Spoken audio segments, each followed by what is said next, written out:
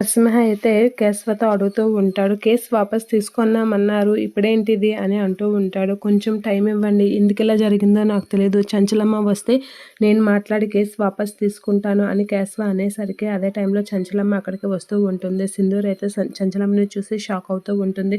అలా చంచలమ్మ వైపైతే చూస్తూ ఉండిపోతూ ఉంటుంది సింధూర. ఇక చంచలమ్మ అయితే కారు దిగి లోపలికి వస్తూ ఉంటుంది. ఇక విజయమ్మ వాళ్ళందరూ అయితే చంచలమ్మని అలా చూస్తూ ఉంటారు. లోపలికి వచ్చిన చంచలమ్మతో అయితే విజయమ్మ వాళ్ళ నాన్న ఇలా అడుగుతూ ఉంటాడు.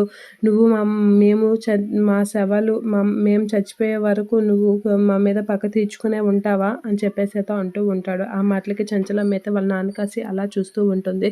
"నువ్వు మా శవాల మీద పంచాయతీ పెట్టేలా ఉన్నావే" అని చెప్పేసి అయితే అంటూ ఉంటాడు. "అలా అయితేనే నీ పగ తీరుతుంది" అని అనేసరికి విజయమ్మ వాళ్ళైతే చంచలమ్మ కాసి అలా చూస్తూ ఉంటారు. సింధూరి అయితే చంచలమ్మ చేసిన పనికి షాక్ అయ్యి అలా చూస్తూ ఉండిపోతూ ఉంటుంది. ఇక చంచలమ్మ అయితే ఇలా అంటూ ఉంటుంది.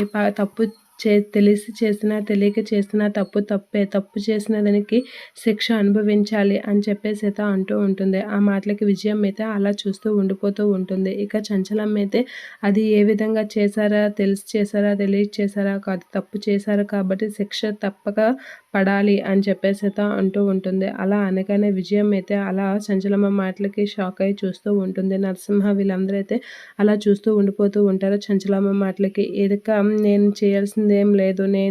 నా కర్తవ్యం నేను నిర్వహించాను. పోలీసులు మీ కర్తవ్యం మీరు నిర్వహించండి" అని చెప్పేసి అయితే వాళ్ళకి చెప్తూ ఉంటుంది. ఆ మాటలకి అక్కడ ఉన్న విజయమ్మ వాళ్ళందరూ అయితే షాక్ అవుతూ ఉంటారు. ఇక పోలీసులు అయితే చంచలమ్మ చెప్పినట్లుగా విజయమ్మనైతే అరెస్ట్ చేసి తీసుకొని వెళ్తూ ఉంటారు. అలా విజయమ్మని అరెస్ట్ చేసి తీసుకొని వెళ్తున్న విజయమ్మ అయితే కోపంతో రగిలిపోతూ ఉంటుంది చంచలమ్మపై. ఇక చంచలమ్మ అయితే శిక్ష పడే తీరుతుంది అనైతే గట్టిగా చెప్తూ ఉంటుంది. ఆ మాటలకి సింధూర కూడా షాక్ అయ్యి అలా చూస్తూ ఉంటుంది చంచలమ్మ నిర్ణయానికి.